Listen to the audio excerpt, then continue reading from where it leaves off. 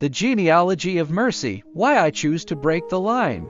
To those who cherish their childhood, Parenthood is a sequel, a chance to remaster a beloved classic.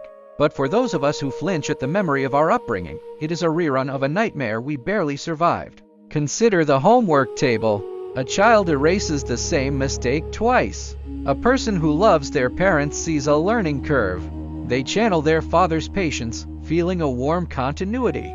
I, however, feel my jaw tighten. In the silence between heartbeats, I hear my own father's roar echoing in my throat. That terrifying sameness isn't just frustrating, it is nauseating. To become a parent is to risk becoming a ghost haunted by the very voice that once silenced me. When sickness strikes, the divide deepens.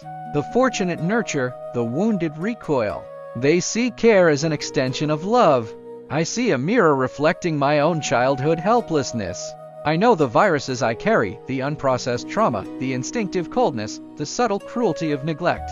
To have a child now would not be an act of love, but an act of plagiarism, copying a tragedy I have no right to inflict on another soul.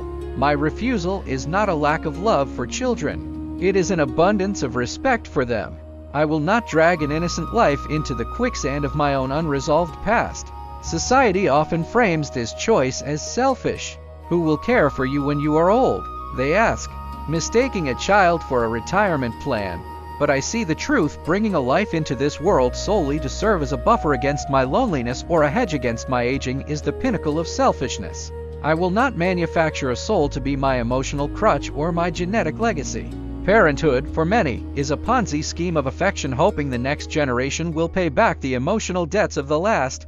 I want no part in it. I recognize that I am the broken link in the chain, and I choose to stay broken rather than risk passing the fracture on.